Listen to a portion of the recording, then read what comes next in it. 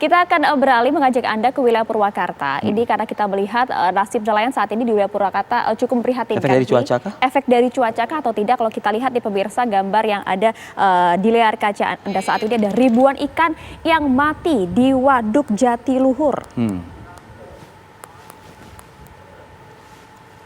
Ribuan ikan ini pemirsa adalah milik para petani di Keramba Jaring Apung, Waduk Jatiluhur, Purwakarta, Jawa Barat yang mati dan juga kemudian membusuk. Petani ini terpaksa melakukan panen dini pada hewan yang masih hidup agar kerugian kemudian tidak semakin membesar. Nah, kematian mendadak dari ribuan ikan ini terjadi sudah sejak 4 hari yang lalu pemirsa, dan ternyata informasinya bahkan semakin parah hingga hari ini, Vi. Betul. Seperti apa kondisi para nelayan dan apa yang menyebabkan hal tersebut? Kita bergabung dengan kontributor kami yang berada di Purwakarta, ada Agung Prasetyo. Agung, selamat pagi. Informasi dari Anda, Agung. Ya, selamat pagi Arif Fadil, Maria juga pemirsa. Betul sekali, saat ini saya sudah berada tepatnya di belakang, maksud kami di depan kolam jaring apung yang berada di Waduk Jatiluhur. Sudah beberapa hari di wilayah Purwakarta curah hujannya cukup tinggi dan tepatnya di wilayah Jatiluhur ini terjadi hujan terus-menerus setiap harinya sejak mulai hari Kamis dan mengakibatkan ikan petani yang berada di kolam jaring apung Waduk Jatiluhur ini mati. Bahkan jumlahnya tidak sedikit menurut informasi yang kami dapatkan, bahkan ribuan ikan yang berada di kolam jaring apung ini mati. Untuk mengetahui lebih pasti kematian ikan yang berada di kolam jaring apung ini, kami saat ini sudah berada, kami sudah bersama dengan Pak Isa Koswara selaku Kepala UPTD Perikanan dan Perairan Kabupaten Purwakarta. Selamat pagi, Pak. Ya, selamat pagi. Ya, Pak, apa sih penyebab pasti ikan-ikan yang berada di kolam jaring apung ini mati? Seperti biasa, setiap tahun ini memang sudah rutinitas ketika intensitas curah hujan tinggi setiap hari dari pagi sampai siang. Ini menyebabkan terjadinya suhu yang cukup dingin, suhu ekstrim. Dari suhu dingin ini menyebabkan terjadinya upwelling ataupun arus balik. Jadi di saat suhu perairan dingin, kemudian posisi suhu di dalam air ini panas sehingga secara alamiah terjadi proses arus balik. Nah, ketika proses arus balik ini membawa partikel-partikel tercemar seperti amonia, nitrit dan lain-lain ke atas perairan, sehingga hal ini yang bisa menyebabkan adanya defisit oksigen dan membuat ikan-ikan, terutama ikan mas di sini mabok dan kemudian akhirnya mati. Gitu. Ya Pak, kan ini bukan terjadi kali ini saja. Apa sih upaya-upaya dari pemerintah untuk menangani kejadian seperti ini tidak terulang?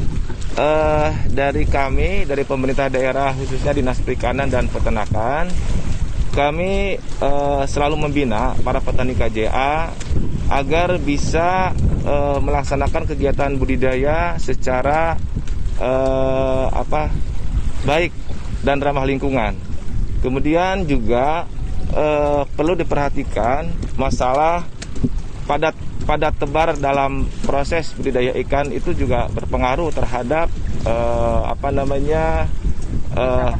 tingkat produksi ikan yang dihasilkan. Nah, kemudian juga selain itu kami juga menghimbau kepada masyarakat KJA agar setiap di saat musim hujan, terutama ketika intensitas hujannya ini cukup tinggi, supaya bisa membatasi penanaman ikan. Karena memang setiap hujan itu selalu terjadi proses upwelling ini ataupun arus balik ini. Walaupun penyebab kematian tidak selalu harus oleh arus balik. Karena dengan cuaca ekstrim seperti ini bisa juga diakibatkan oleh serangan virus ataupun bakteri yang menyerang kepada ikan gitu. Untuk jumlahnya sendiri Pak, untuk di bulan Januari ini ada berapa Pak, atau sampai berapa kerugiannya Pak? Untuk bulan Januari ini kebetulan intensitas kematian yang paling banyak itu semenjak dari hari Jumat tanggal 29 Januari, hari Jumat itu tanggal 29 Januari ya sampai tanggal 31 Januari 2021. Ini kematiannya cukup menyebar di perairan Waduk Jatiluhur ini dari 4 kecamatan menyebar, dan ini diperkirakan kurang lebih sampai 80,5 ton kematiannya dari ikan mas gitu. Dan kerugiannya kurang lebih mencapai 2,8 miliar. Itu dari kerugian ikan dan juga dari pakan yang sudah dikeluarkan oleh para petani. Oke, informasi dari Kepala UPTD Perikanan, memang selain curah hujan cukup tinggi, diakibatkan juga ikan ini kekurangan oksigen. Dan sementara itu, Arif Fadil, kembali ke Anda di studio. Agung Prasetya mengabarkan langsung dari Purwakarta, Jawa Barat. Terima kasih. Ya, dampaknya ternyata beragam ya cuaca ekstrim pada beberapa hari terakhir ini. Ngelihat ikannya seperti itu, tapi kalau udah tahu dampak kerugian nominalnya 2 miliar lebih pemirsa. Jadi kita cukup prihatin, miris juga, mudah-mudahan ada perhatian segera buat saudara-saudara kita yang memang beternak ikan nih ya. Ini petani-petani ikan, ya, di nelayan Purwakarta yang terdampak dari kondisi ini.